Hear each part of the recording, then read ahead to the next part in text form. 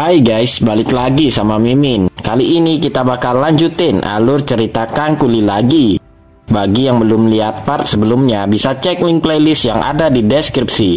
Link traktiran kopi juga ada di situ ya. Langsung aja ke ceritanya. Part kemarin berakhir, dimana dengan kelicikannya Lloyd berhasil mengelabui naga Tyrannus yang mencoba mengambil The Heart of Winter darinya. Dan bukan hanya itu saja, dengan aktingnya yang sangat mantap, Lloyd pun berhasil membuat naga Tyrannus menjadi berpihak kepadanya. Sehingga naga Tyrannus mau memberikan dua material Aotearoa yang ia simpan. Dan juga naga Tyrannus memberitahu di mana letak dari material terakhir Aotearoa, di mana material tersebut telah dibuang oleh Raja Naga Berkis ke dimensi lain. Yang mau nggak mau, Lloyd harus menemui Raja Berkis untuk mencari material terakhir itu. Dan dimensi yang dimaksud itu adalah Seoul di Korea Selatan. Dan Shin pun lalu berpindah ke tempat material Taupo disimpan. Di sana, karena telah mendapatkan Taupo, Lloyd pun mendapatkan bonus poin RP sebanyak 2200 poin. Dan berkat bantuan dari naga Tyrannus, maka pemindahan Taupo ke kerajaan Duyung sangatlah satset, tinggal diteleport doang.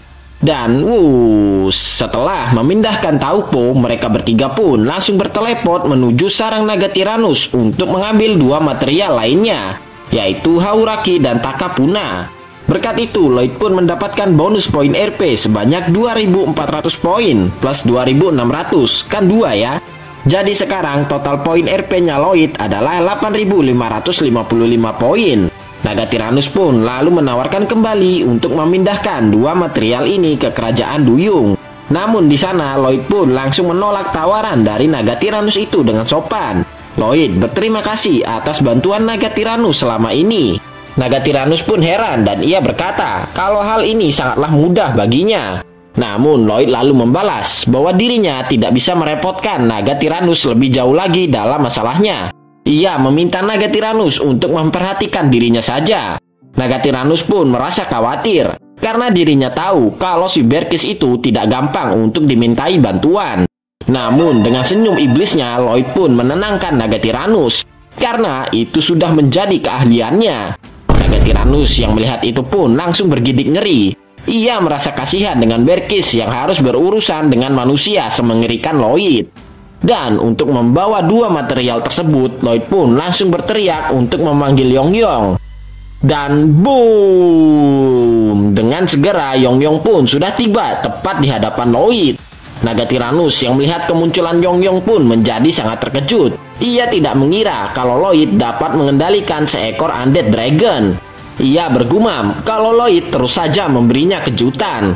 Lloyd punya kekuatan yang dapat menghancurkan dunia ini dalam sekejap mata jika ia mau. Tapi naga Tyrannus pun lalu memperingati Lloyd bahwa masalah takdir yang dihadapi Lloyd kali ini bukanlah sesuatu yang bisa dianggap enteng. Bahkan kekuatan besar Berkis sekalipun tak akan bisa berbuat apa-apa. Tetapi dengan tersenyum, naga Tyrannus berkata bahwa dirinya yakin kalau Lloyd akan memenuhi tanggung jawabnya yang telah ia ambil. Lloyd pun lalu tersenyum kepada naga Tyrannus sebagai jawabannya. Dan dengan menunggangi Yongyong, Lloyd dan Xavier pun pergi meninggalkan sarang naga Tyrannus untuk menuju kerajaan Duyung. Di sana Xavier lalu bertanya, apakah si Raja Naga Berkis mau membantu mereka? Kan dia orangnya mageran. Namun Lloyd pun menenangkan Xavier karena dirinya telah mempunyai rencana untuk itu. Lloyd berkata kalau orang malas cenderung menciptakan kelemahan mereka. Noh, catet, jangan jadi kaum berbahan. Xavier pun lalu terdiam setelah mendengar jawaban Lloyd itu. Dan ia kembali bertanya, apakah Seoul adalah kampung halamannya Kim Soo-ho? Lloyd yang mendengar itu pun lalu terdiam. Ia bertanya, kenapa tiba-tiba Xavier berpikir seperti itu? Xavier menjawab bahwa dirinya tahu saat melihat ekspresi Lloyd yang berubah saat mendengar kata Seoul.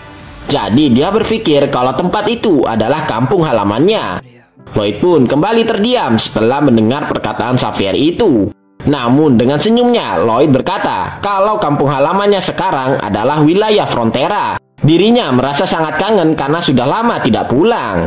Dan akhirnya mereka pun melanjutkan perjalanannya menuju kerajaan Duyung. Paling habis itu ke Frontera ya. Tetapi Shin pun lalu berpindah ke wilayah Frontera.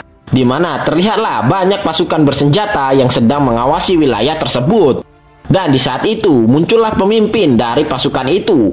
Dia adalah pangeran ketiga dari kerajaan Arios, dan tujuannya datang kemari adalah untuk merampok wilayah Frontera. Dulunya dia nih mau ngelakuin kudeta di kerajaan, tapi gagal, makanya sekarang dia jadi kriminal. Namanya tuh Pangeran Edis ya.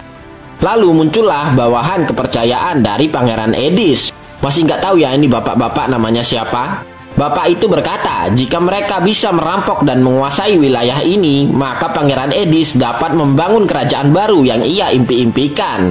Dan dengan tersenyum, Pangeran Edis pun menyuruh seluruh pasukannya untuk menyerang wilayah Frontera dan bawakan kepala dari Kon Frontera ke hadapannya. Seluruh pasukan tersebut pun langsung menyerbu ke arah pemukiman warga dengan penuh semangat. Namun, baru saja mereka mencapai gerbang masuknya, para prajurit itu malah bertemu dengan para orc yang sedang berpatroli. Sontak, mereka yang awalnya udah beringas pun langsung lari kocar-kacir meninggalkan gerbang masuknya. Pangeran Edis yang menerima laporan tersebut pun auto keheranan. Bagaimana bisa ada orc di tengah-tengah pemukiman penduduk? Bawahan terpercayanya berkata kalau para orc itu sangatlah santai, kayak lagi ngeronda. Pangeran Edis pun langsung mengganti taktiknya, di mana ia menyuruh pasukannya untuk menyusup melalui jalur hutan agar bisa mencapai mansion Count Frontera. Namun, baru saja mereka masuk ke hutan, para prajurit itu malah langsung bertemu dengan para elf yang sedang asik barbekyuan. Tentunya para prajurit itu pun auto bingung kenapa ada elf yang lagi party di dekat sini. Dan tanpa disengaja, salah satu prajurit pun menginjak sebuah bunga di bawahnya. Dan para elf yang merupakan aktivis lingkungan pun auto ngamuk melihat bunga yang mereka jaga malah dipijak sama orang gak dikenal. Dan setelah itu terdengarlah teriakan dari para prajurit itu yang habis dibantai oleh para elf di sana. Lalu salah satu prajurit yang berhasil selamat pun melaporkan apa yang terjadi kepada Pangeran Edis. Kasihan kena mental dia. Pangeran Edis pun auto jadi tambah bingung lagi. Kenapa ada orc sama elf di tempat ini? Satunya ngeronda, satunya barbekyuan, emang agak lain. Namun karena udah terlanjur basah, Pangeran Edis pun menyuruh pasukannya untuk langsung saja menyerang dari arah depan. Udah terlambat kalau mereka mau mundur sekarang. Dan mereka semua pun lalu berbondong-bondong maju untuk langsung menyerang wilayah Frontera. Babang Orc tampan yang melihat itu pun langsung melaporkannya kepada Sersan Greg kalau ada beberapa penyerang yang datang kemari. Sersan Greg yang mendengar itu pun sama sekali tidak terkejut. Be aja dia. Ia lalu berkata kalau ini waktu yang sangat tepat untuk menguji eksperimennya. Bah, ada rudal cok, gak ngotak. Dan Sersan Greg pun tanpa basa-basi langsung melepaskan rudal buatannya ke arah pasukan Pangeran Edis yang tengah menyerang. Rudal buatan Sersan Greg itu langsung meledak dengan dahsyat. Ya, walaupun gak kena sih, tapi berkat itu mental dari pasukan Pangeran Edis pun langsung runtuh seketika. Dimana mereka semua langsung kabur kocar-kacir daripada jadi korban rudal nyasar ya kan. Sersan Greg yang melihat itu pun masih belum puas, soalnya rudalnya masih miss aim. Tapi Pak Tua Dwarf pun menenangkan Sersan Greg karena rudal yang tadi sudah jauh lebih baik dari yang sebelumnya dan ia akan terus membantu Sersan Greg nantinya. Melihat pasukannya yang kena mental, Pangeran Edis pun masih belum mau menyerah. Dirinya akan terus menyerang hingga titik darah penghabisan. Bawahan yang paling ia percaya pun juga akan terus membantu Pangeran Edis sampai akhir. Namun harapan mereka itu harus pupus karena Solitas telah datang ke sana. Pak Tua Dwarf pun menyuruh Solitas untuk mengusir para perampok itu. Si Solitas yang baru bangun lalu bertanya, kenapa harus dirinya yang mengusir orang-orang itu? Sersan Greg pun lalu membalas, ya karena kue naga cok, biar cepat, ucapnya. Pak Tua Dwarf pun menyuruh Solitas untuk melakukannya dengan cepat agar mereka bisa berlatih lagi. Solitas lalu berubah ke wujud naganya dan ia langsung membakar Pangeran Edis dan bawahan kepercayaannya itu. Pangeran Edis yang masih bisa selamat pun langsung lari pontang-panting meninggalkan bawahan kepercayaannya menjadi sosis bakar. Dan terlihatlah keadaan dari Pangeran Edis yang sangat menyedihkan, di mana dari seluruh pasukan yang ia bawa cuma tinggal dia doang. Pangeran Edis pun belum mau menyerah. Dia berkata akan mengumpulkan lebih banyak kekuatan lagi dan menghancurkan wilayah terkutuk ini. Namun di saat itu Yong Yong pun muncul di hadapan Pangeran Edis. Si Pangeran Edis yang udah banyak mengalami kejadian di luar Nurul pun cuma bisa bengong aja. Dan di saat itu, dari balik Yongyong muncullah Lloyd dengan aura yang begitu mengerikan. Lloyd berkata, "Hah? Bilang apa tadi? Coba ulang. Mau cari mati maneh?" Melihat Raja Iblis yang ada di hadapannya, si Pangeran Edis pun langsung tepar di tanah. Kasian, mana masih muda ya kan? Dan semenjak itu, wilayah Frontera pun akan dikenal sebagai wilayah Raja Iblis. Dan karena si Pangeran Edis tepar, Lloyd pun akan langsung melanjutkan perjalanannya ke rumahnya. Atau lebih tepatnya ke Raja Naga Berkis yang masih turu. Lloyd berkata, "Mari pergi ke Seoul." Tapi, scene pun lalu berpindah ke esokan paginya, di mana terlihatlah pasukan undead milik Lloyd yang tengah bersiap-siap untuk membangunkan Raja Naga Berkis. Nah, selama ini yang bangunin Berkis tuh si para undead ini ya, kalau nggak ada Lloyd. Ya, walaupun udah totalitas, si Raja Naga nggak mau bangun dan lanjut turu. Padahal effortnya nih undead udah pada gede loh, bawa satu band malah, band mantap. Udah berisik kayak gitu, si Raja Naga Berkis malah tetap asik turu sambil ngiler. Sekalinya melek dikit, malah mau dileser ya kan dari matanya. Soalnya dia mau lanjut turu lagi. Ya, para undead itu nggak bisa apa-apalah, malah jadi tulang berserakan. Dan di saat itu, muncullah Lloyd yang melihat para undeadnya yang gagal membangunkan Raja Naga Berkis. Dan karena mereka udah gagal, Lloyd pun langsung bersiap untuk membangunkan Raja Naga Berkis dengan nyanyiannya sendiri.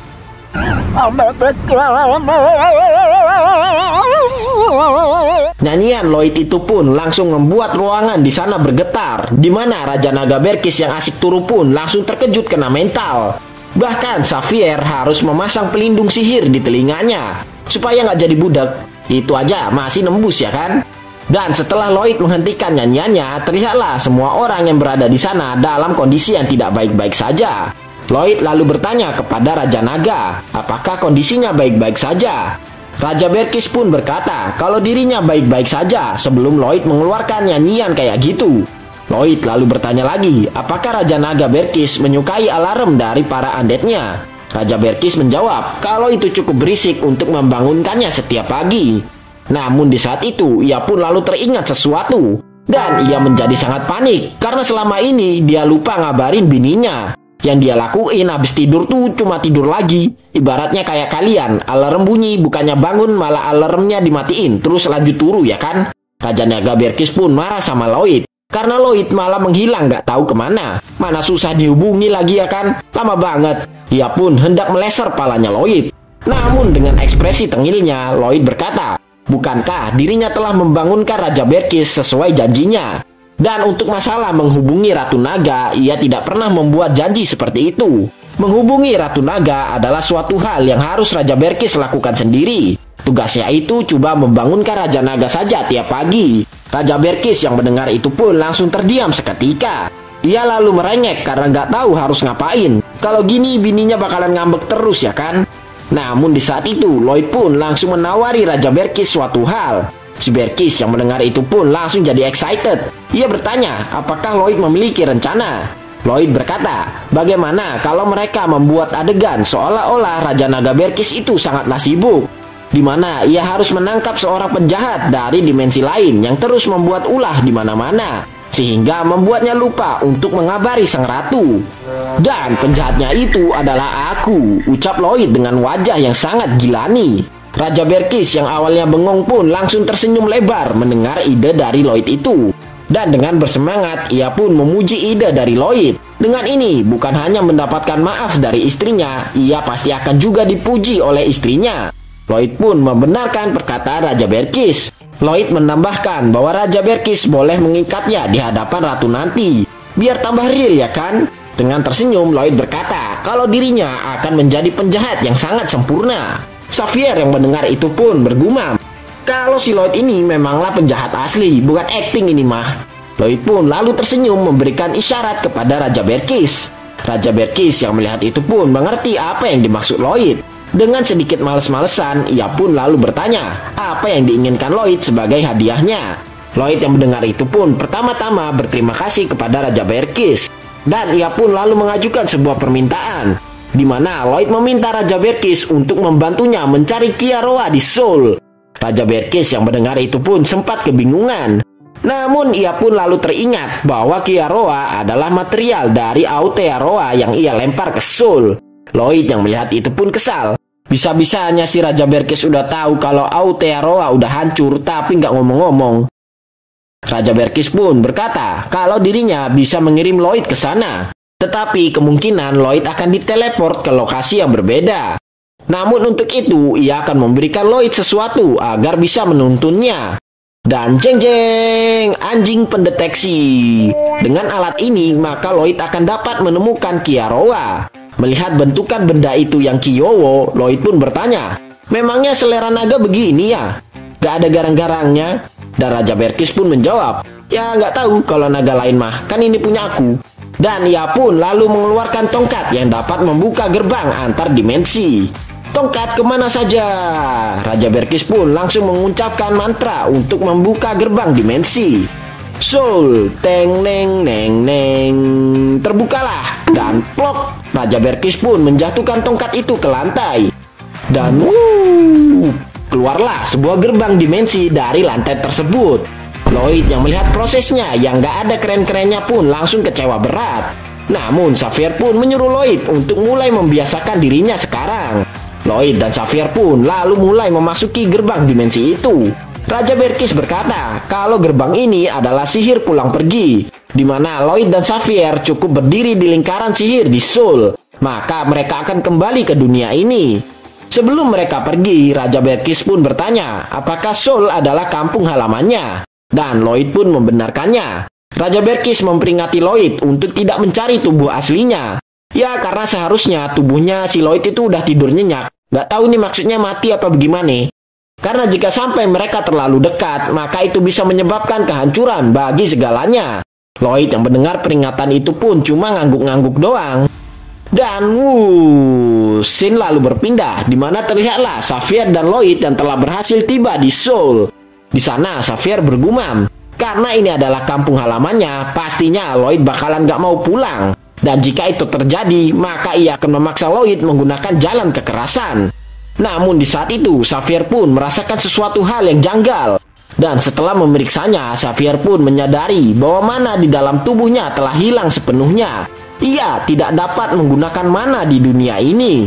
Namun di saat itu, Lloyd pun mengajak Sapphire untuk segera bergerak karena alat dari Raja Berkis telah bereaksi. Si Sapphire pun mengangguk dan mulai mengikuti Lloyd. Di sana, Sapphire merasa sangat khawatir karena sekarang dirinya tidak bisa menggunakan mana. Ia takut akan terjadi situasi yang membahayakan. Dan inilah pertama kalinya Sapphire melihat situasi di bumi, di mana ia langsung disuguhkan kemacetan dan polusi di mana-mana. Sapphire yang merasakan hal itu pun bergumam, kalau udara di dunia ini sangatlah mirip dengan di neraka. Bejir, disamain sama neraka, cok. Itu di Korea ya kan? Kalau di Indo gimana anjir? Lloyd pun lalu mengajak Sapphire untuk mengganti pakaian agar tidak terlihat mencolok. Namun Sapphire pun mengutarakan kekhawatirannya yang tidak bisa menggunakan mana di dunia ini. Ia takut kalau akan terjadi suatu hal yang tidak diinginkan. Namun Lloyd pun menenangkan Sapphire karena hal itu tidak akan terjadi di dunia ini. Namun di saat itu Sapphire pun menyadari ada suatu hal yang berubah dari Lloyd. Dan terlihatlah Lloyd yang kondisi tubuhnya sedikit mulai mencurigakan. Lalu kita dijelaskan bahwa Kiaroa adalah komponen utama terakhir yang dibutuhkan oleh Lloyd. Dan kemungkinan benda tersebut telah mengubah bentuknya untuk menyesuaikan diri dengan lingkungannya. Dan sudah pasti kalau Kiaroa bakalan berada di sekitaran Soul dengan bentuk barunya. Tapi scene pun lalu berpindah, di mana terlihatlah Lloyd yang sedang mengambil baju bekas di dalam sebuah kotak. Ini kayaknya tempat buat ngumpulin baju bekas ya. Lloyd pun lalu mendapatkan beberapa baju yang ia cari. Ya walaupun agak bau kelek dikit, tapi nggak apa-apa, yang penting bisa dipakai. Sapphire pun bergumam, kalau sepertinya Lloyd sudah jauh lebih baik dari sebelumnya. Padahal tadi Lloyd terlihat tidak baik-baik saja.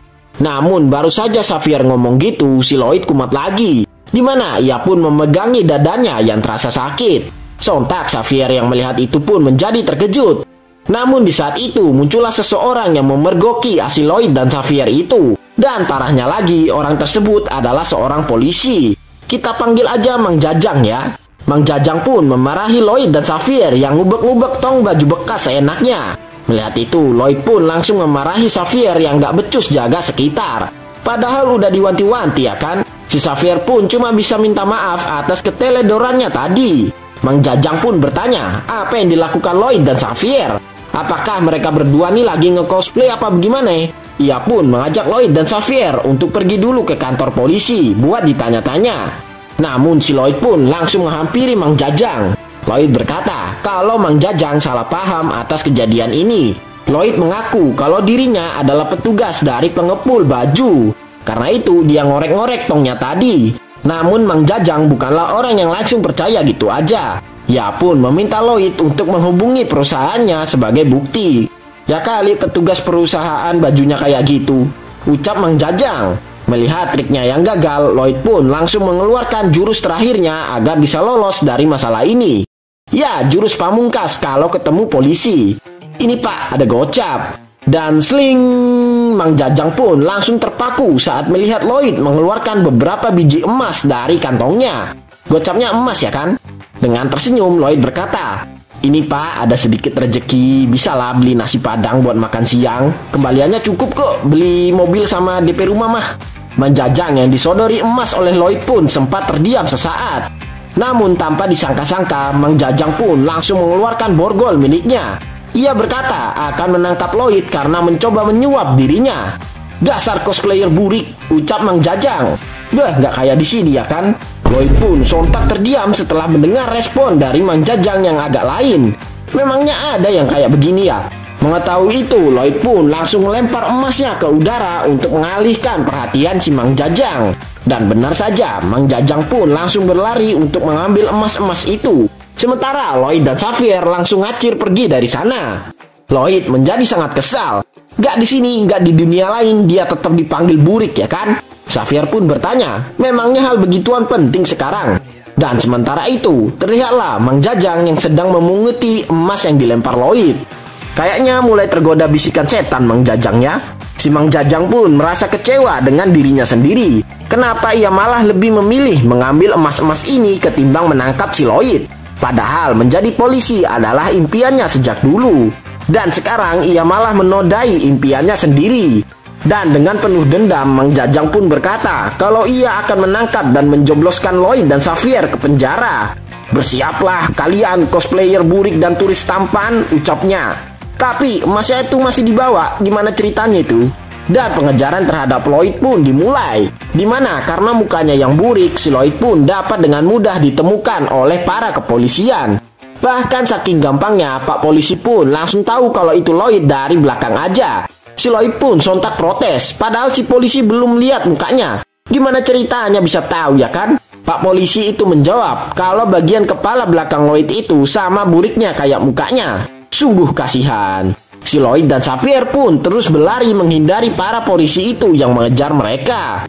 Dan akhirnya mereka bisa sedikit bernafas lega setelah bersembunyi di sebuah gang kecil. Di sana Xavier pun bertanya apakah mereka tidak bisa membeli baju dengan emas saja. Si Lloyd pun menjawab, kalau itu sih bisa aja, tapi bakalan ribet, di mana mereka harus menukar emasnya dengan mata uang di sini dulu. Dan prosesnya bakalan lama. Karena itulah mendingan pakai cara yang kayak gini. Untuk sekarang mereka harus kembali dulu ke gerbang teleportasinya dan bersiap-siap. Dan setelah malam hari mereka baru akan mulai bergerak. Karena kalau siang bakalan cepat ketahuan. Dan penyakit si Lloyd pun kumat lagi, di mana ia merasa begitu kelelahan. Melihat itu, Xavier pun bertanya, kenapa Lloyd terlihat begitu kelelahan? Ia tahu kalau di sini mereka tidak bisa menggunakan mana, tapi seharusnya Lloyd tidak kelelahan seperti itu.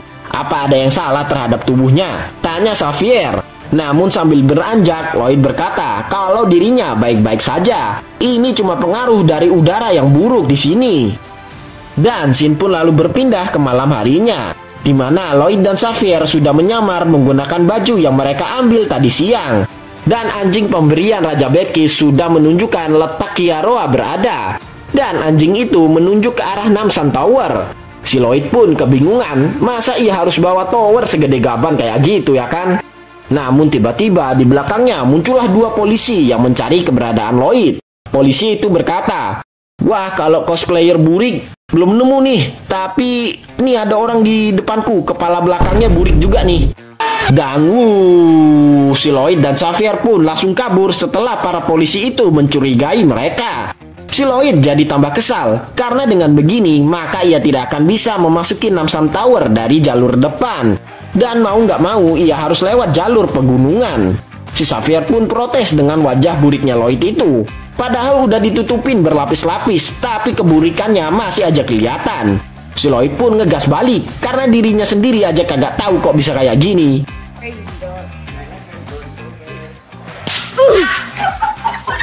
Dan akhirnya untuk bisa menghindari para polisi, Lloyd dan Xavier pun mendaki gunung untuk bisa mencapai Namsan Tower. Di sana terlihatlah Lloyd yang begitu ngos-ngosan dan kelelahan. Padahal mereka baru aja jalan ya kan. Melihat itu, Xavier pun menyarankan mereka untuk beristirahat sejenak. Namun di sana Lloyd langsung menolak usulan dari Xavier itu, karena baginya ini bukanlah apa-apa. Namun kondisi dari tubuhnya tidak sesuai seperti apa yang ia katakan. Dimana karena sudah kelelahan, Lloyd pun langsung terjatuh duduk di tanah. Lloyd lalu meminta maaf kepada Xavier karena sudah songong tadi. Sambil menghampiri Lloyd, si Xavier pun lalu bertanya, bukankah tubuh Lloyd di sini jauh lebih lemah ketimbang sebelumnya? Dan dengan tersenyum, Lloyd berkata bahwa dirinya adalah orang yang menyedihkan. Xavier membalas bahwa dirinya sudah merasa ada yang tidak normal setelah mereka memasuki dunia ini. Namun Lloyd langsung membalas bahwa ini memanglah hal yang normal. Saat dirinya masih tinggal di dunia ini, dirinya selalu merasa takut akan diasingkan oleh seluruh dunia. Namun dirinya masih baik-baik saja saat bersama kedua orang tuanya. Namun saat kedua orang tuanya meninggalkan dirinya, kondisi mentalnya ini menjadi tambah buruk. Dan kembali ke dunia ini membuat penyakitnya kambuh. Xavier mendengar cerita Lloyd itu pun terdiam sesaat. Lloyd lalu bercerita, saat pertama kali ia bertemu Xavier di wilayah Frontera, dirinya sangat merasa kebingungan karena kejadiannya begitu mendadak. Namun saat dirinya mulai terbiasa, dirinya mulai berubah total. Dan di saat itu ia menyadari kalau dunia itu adalah dunianya yang sebenarnya.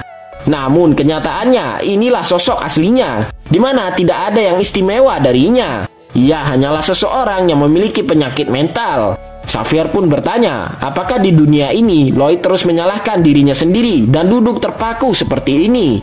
Lloyd pun menjawab bahwa sebenarnya ada banyak hal yang ia ingin lakukan, namun dirinya tidak bisa. Orang-orang selalu saja menyalahkan dirinya. Terlebih lagi setelah kedua orang tuanya pergi setelah menggelapkan uang dalam jumlah besar.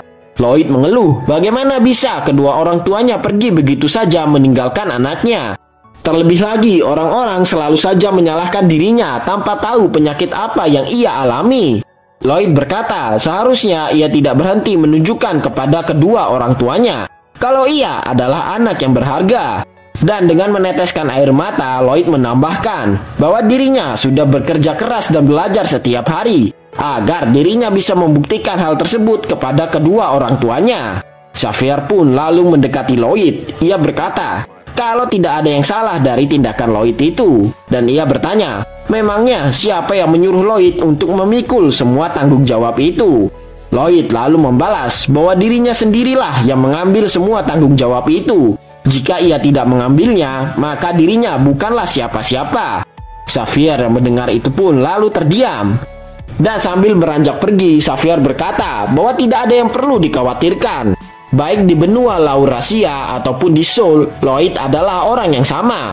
Mau mukanya Lloyd burik atau nangis dengan gilani kayak gitu, ia yakin pada akhirnya Lloyd akan memenuhi tanggung jawabnya. Lloyd yang mendengar perkataan Xavier itu pun langsung terdiam seketika. Dan ia pun lalu mengelap air matanya itu. Dan dengan semangat, Lloyd lalu memanggil Xavier. Ia berkata akan menunjukkan jalannya. Xavier yang melihat Lloyd telah semangat kembali pun lalu tersenyum tipis. Dan scene lalu berpindah, di mana setelah bersusah payah lewat jalur belakang, akhirnya Lloyd dan Xavier pun sudah berada di atas Namsan Tower. Di sana, anjing pemberian Raja Berkis pun terus menggonggong ketumpukan gembok yang berada di depan mereka. Yang berarti Kiaroa ada di sekitar situ.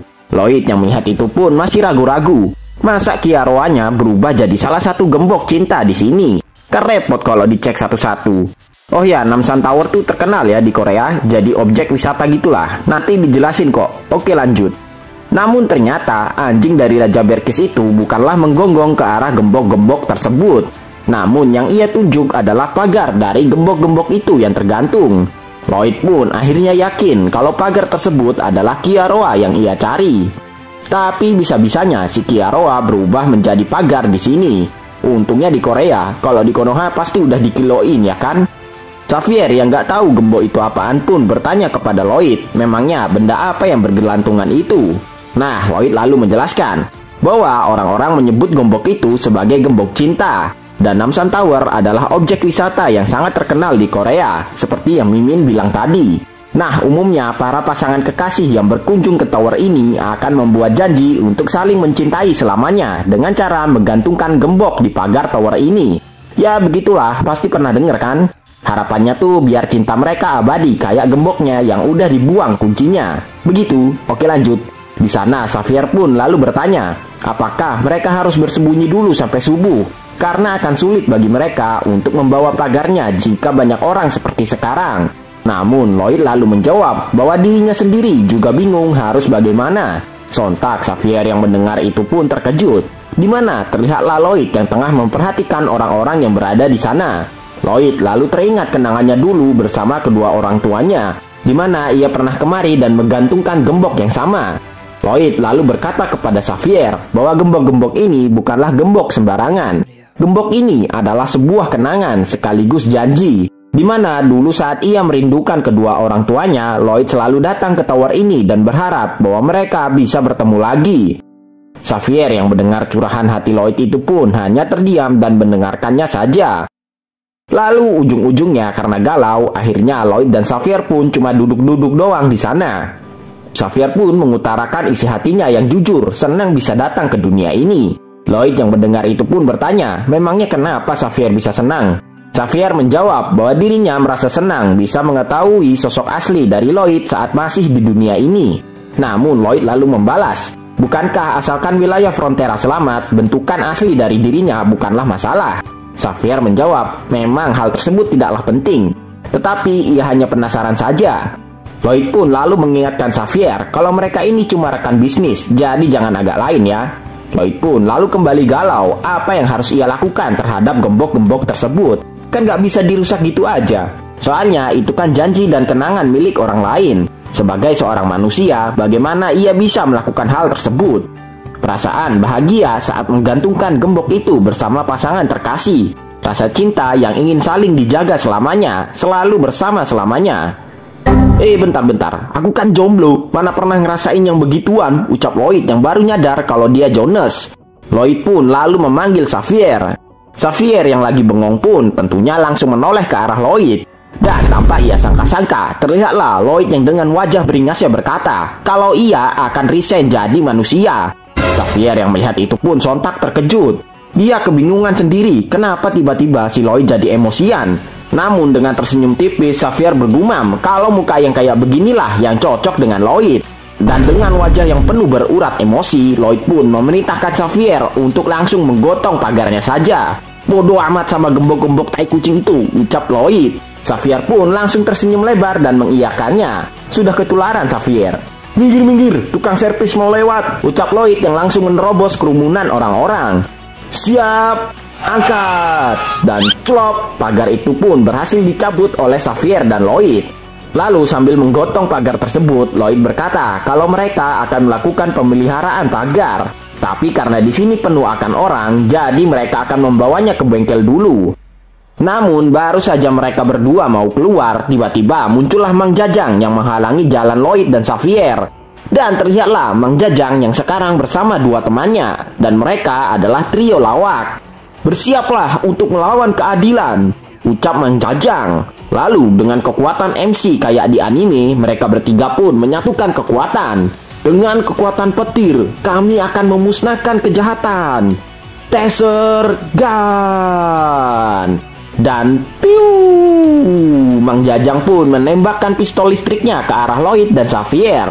Xavier yang melihat itu pun langsung bergerak dengan cepat, di mana dengan menggunakan kemeja yang ia pakai, Xavier berhasil menghalau pistol listrik itu sehingga tidak mengenai mereka. Ya pakai gaya dikit lah. Dan berkat aksi Xavier itu, orang-orang di sana pun menjadi sangat terkejut sekaligus kagum.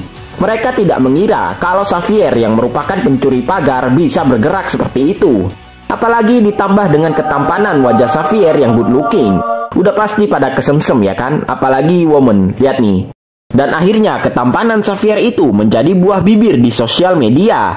Judulnya begini, pencuri pagar, no. Tapi kalau ganteng, yes. Intinya good looking ya guys ya. Dan terlihatlah Lloyd bersama Xavier yang berhasil menggodol pagar tersebut dan membawanya keluar dari Namsan Tower. Namun baru aja merasakan kedamaian, tiba-tiba trio lawak pun udah nyusulin mereka. Xavier yang udah kesel pun bertanya kepada Lloyd apakah dia boleh membereskan ketiga trio lawak itu. Namun Lloyd pun menyuruh Xavier untuk ngacangin aja ketiga trio badut itu.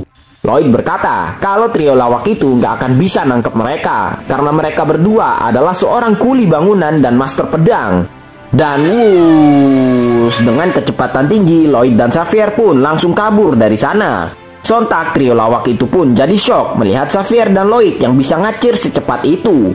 Namun Mang Jajang menenangkan kedua rekannya. Mau secepat apapun si Lloyd dan Xavier, mereka sekarang telah trending di mana-mana. Jadi mereka dapat menemukan kedua orang itu dengan mudah. Tinggal search aja ya kan, Cogan pencuri pagar, pasti ketemu. Dan bener aja ada sebuah postingan yang baru diupload, di mana dari postingan itu diketahui kalau Lloyd dan Xavier berada di wilayah Guanghamun. Dan cus, mereka bertiga pun langsung bergerak ke lokasi yang dikatakan di postingan tersebut. Setelah sampai di lokasi tersebut, mereka pun harus buru-buru karena Lloyd dan Xavier itu sangat cepat dalam hal kabur. Padahal baru aja sampai ya kan, udah hilang aja. Dan di sana terlihatlah Lloyd dan Xavier yang tengah berganti baju buat pulang. Xavier lalu bertanya kepada Lloyd, apakah Lloyd tidak ingin menikmati waktunya di sini dulu sejenak? Dirinya dapat mengalihkan perhatian ketiga trio lawak itu jika Lloyd menginginkannya. Namun Lloyd lalu membalas bahwa hal itu tidak perlu. Ia sudah merasa cukup dengan bertemu keluarganya saja. Ya, walaupun sebenarnya ada satu orang yang ia ingin temui. Tapi nanti saja mereka bertemunya. Dan orang itu siapa? Ya temennya si Kim Suho lah yang suka neraktir makanan. Sekarang ia sedang bekerja sebagai kuli bangunan sama kayak Suho dulu. Oh ya, namanya tuh Ko Gyong ya. Dan ia selalu memasang ekspresi yang sama seperti dulu, sehingga membuat orang-orang di sekitarnya bingung. Padahal kayak orang bener dan rajin, tapi kenapa ekspresinya kayak begitu? Dan Sinpo lalu kembali ke trio lawak yang akhirnya menemukan tempat persembunyian Xavier dan Lloyd karena dikasih tahu sama ini NPC. Dan mereka bertiga pun langsung mengepung tempat tersebut supaya Lloyd dan Xavier gak bisa kabur lagi. Namun mereka menjadi sangat terkejut karena saat mereka sampai di sana, Lloyd dan Xavier telah menghilang meninggalkan baju bekas yang mereka pakai beserta sepucuk surat. Dan di sana mereka menjadi tambah terkejut lagi saat melihat portal dimensi yang mulai tertutup. Mereka bertanya-tanya, siapa sebenarnya Lloyd dan Xavier itu? Baik juga Lloyd, dikasih emas tuh. Bagi yang nanya tulisannya apa, Mimin nggak tahu, dari sononya nggak ada emang. Dan scene lalu berpindah ke wilayah Frontera, di mana terlihatlah Lloyd dan Xavier yang berhasil membawa Kiaroa pulang. Dan Lloyd pun lalu terdiam sesaat sambil seluruh tubuhnya bergetar. Xavier yang melihat itu pun menjadi bingung. Ini si Lloyd kumat lagi apa bagaimana? Namun rupa-rupanya si Lloyd malah tertawa dengan sangat keras. Ia merasa begitu senang karena akhirnya semua komponen untuk membangun Aotearoa sudah terkumpul. Ya, akhirnya boy, ucap Lloyd. Sontak si Xavier pun jadi terkejut lagi dengan tingkah Lloyd itu. Kirain mau nangis ya kan? Dan berkat itu Lloyd pun mendapatkan bonus poin RP sebanyak 2.800 poin. Sekarang poin RP Lloyd sudah sangat banyak, yaitu 11.755 poin. Udah jadi sultan dia. Dan dengan penuh percaya diri, Lloyd berkata akan menghancurkan takdir sialan tersebut.